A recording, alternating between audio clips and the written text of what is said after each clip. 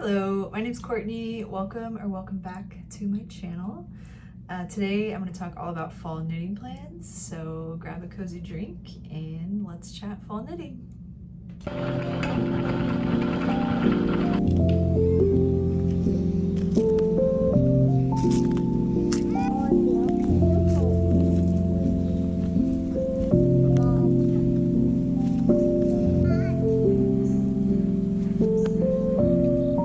Okay, so first up I want to talk about the shawl, the one shawl that I want to knit this fall. It's called the Ante shawl by Natasha Hornby, and I talked about this in my podcast episode, my last one, but I've made a little bit of progress, so I thought it'd be fun to show here. This shawl is very large.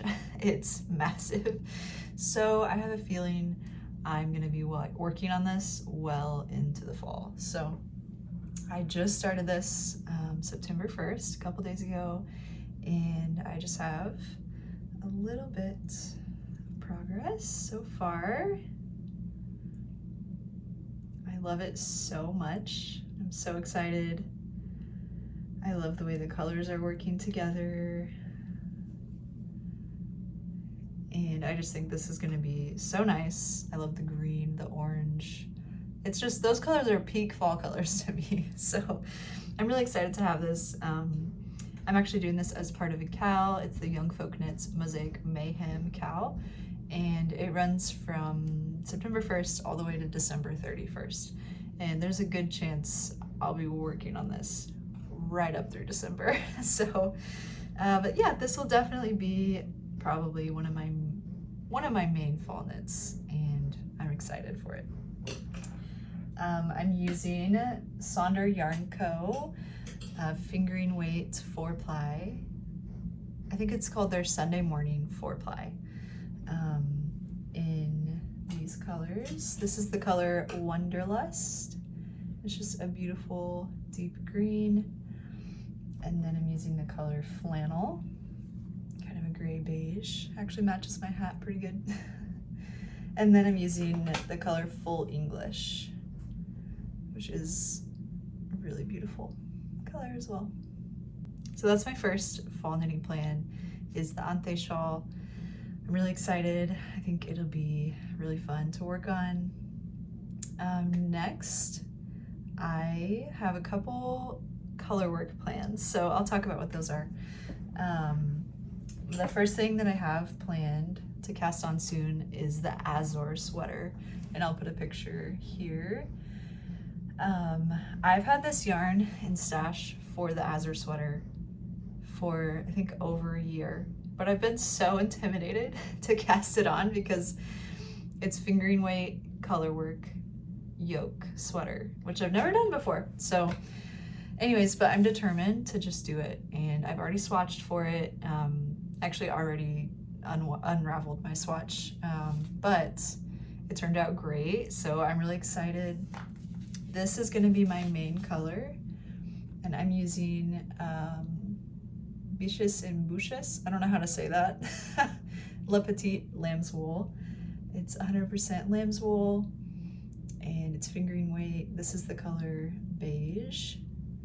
And then for my contrast color, I'm using this beautiful, it's a deep like petrol green, really saturated. And so the color work on the yoke will be in this color.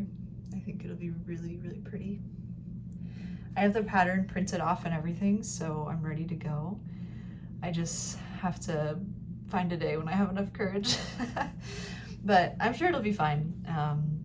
I've done a little bit of color work now with socks, and I think it not being on such a tight circumference will actually be even easier. So I'm really excited for that sweater.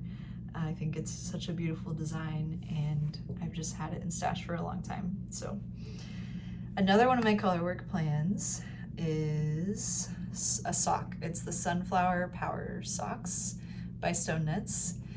And this is kind of a curveball color-wise. I don't know what possessed me to choose these colors. Well, I kind of do.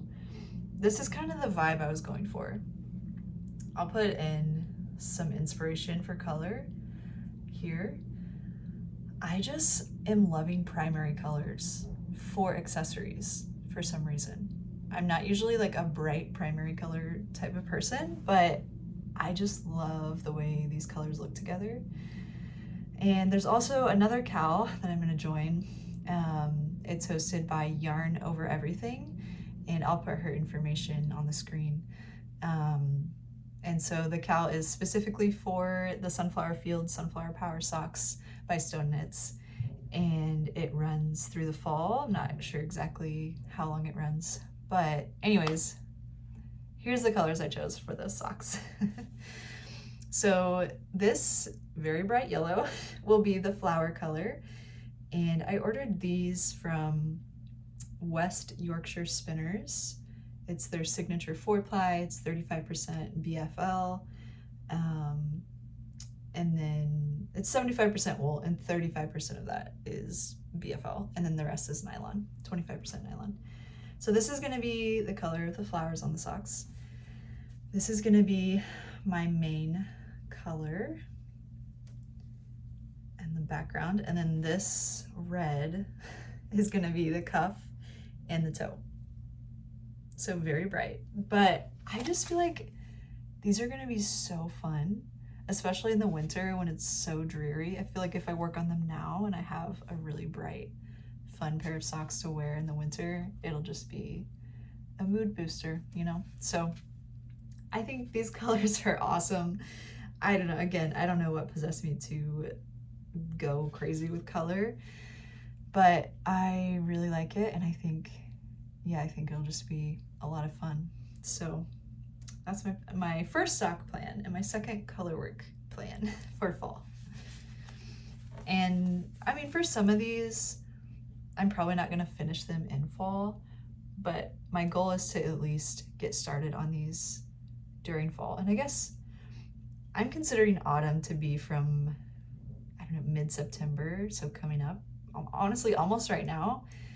It's cooled off already a little bit where I live. So yeah, early mid-September all the way to like November, early November. And then I think winter really kicks in. So I feel like that's a good amount of time to cast all these on and hopefully have a lot of projects that I'm currently working on be finished pretty soon. So anyways, so my next sock plan is, these are called the Ribbit socks, and I'll put the details on the screen again. When I saw this pattern, I don't remember where I came across this pattern, but I fell in love with it. The heel, the kite heel, I've never seen that before. So I was super excited, and I just thought this would be a really fun pair of socks to work on. I've never seen a heel like that, so I have a couple options of yarn to make these socks. I'm thinking either this beautiful Coast to Coast Yarn Co. This color is called Dark Academia, and I love it. I actually have 2 skeins of this. It's just a ever so slightly variegated brown, and it's so beautiful. So I really love this color. I either want to knit those socks in this color or in this color. This is Little Fiber Co. in the color Cumulus, and it's their merino sock base. It is 85% non-superwash merino, 15% silk, and that's it. So no nylon in this one. I've never worked with a silk sock yarn, so I think it'll be fun to try. I got this with one of her recent collections. So anyways, let me know in the comments what you guys think, if I should knit those socks in this brown. I feel like this is more fall, or this pretty yellow. I don't know, this is also like yellow leaves. I don't know, let me know which one you would choose. I love both these colors. And that's all the sock plans I have. I think that's pretty ambitious for what I'm actually capable of. I'm pretty sure the colorwork socks will go quick because colorwork is just so fun to work on. But yeah, so Next, I will talk about the Celeste sweater, and I'll put my inspiration picture on the screen. So I have a bunch of Peer Gynt scraps left over from sweaters I made for my daughters and for my husband, and the V-neck chokey vest that I made, and I really wanted to do something with them, so I decided that it would be great to make a Celeste sweater for my daughter. So Celeste Sweater Junior, and I'm really excited. Here's some of the colors. This is gonna be my main color for the body. This is Peer Gynt in the color Almond, I'm pretty sure. Okay, it doesn't say. I'm pretty sure this is the color Almond, and it's just a perfect beige. It's so good. It's like a warm white. So this is my main color, and then these will be my contrast colors. These four, and this is like a gray, yeah, purple, pink, brown, and I love these together. I think my daughter's really gonna love it. I'm making it for my oldest daughter, Hadassah. She's 3.5, and I just think she's gonna really love these colors. She says most often her favorite color is pink, so yeah, I think she'll really love it. Yeah, so that's my next plan. I'd like to get that started pretty quickly so that it's ready for her when it gets really cold here. And last but not least is the book club cardigan. I already talked about this in my last episode, but I'm super excited to cast this on as soon as I finish jacket number 1. This is the yarn I'm going to be using. This is Coast to Coast Yarn Co. and their BFL base. This is the color Kappa, and this is, yeah, their BFL worsted. And I think it's so beautiful. This will be, yeah, just a really cozy cable cardigan to snuggle up in, and I can't wait to start working on it. Yeah, that's all the plans that I have for the fall. I really appreciate you listening, and I'd love to hear what your plans to knit in the fall are. So yeah, let me know in the comments what you guys are planning on making. And then now I think I'm gonna jump into books I'm planning on reading for the fall. Okay, fall reading list. I only have 3 books that I'm planning on reading this fall. I'm a mom of 2 little girls, so finding time to read and to knit, it's a lot. So I don't know if I'm gonna get to all these books, but I hope to at least start them. So first up is Sense and Sensibility. I recently finished Pride and Prejudice. I read it a couple months ago, and I loved it so much at the end. I loved it so much at the end because probably halfway through I was like, man, this story, it's just someone goes to someone's house and has tea and they gossip about someone else, and all this back and forth between Mr. Darcy and Elizabeth, and it was just like, I was not enjoying it. But at the end, it all came together and I enjoyed it. So all that to say, anyways, I do want to read Sense and Sensibility. Yeah, this book at the beginning is Pride and Prejudice, and then at the end is Sense and Sensibility, and it's a lot shorter, I believe. It appears to be a little bit shorter than Pride and Prejudice. So I would love to start this soon and be able to read it in the fall. I don't know anything about the Sense and Sensibility like storyline or plot or anything, so it'll be a total surprise, which will be really fun. So this is my first plan, and I'm planning on starting this as soon as I finish Fathers and Sons by Turgenev. And then my second plan is kind of a daunting one.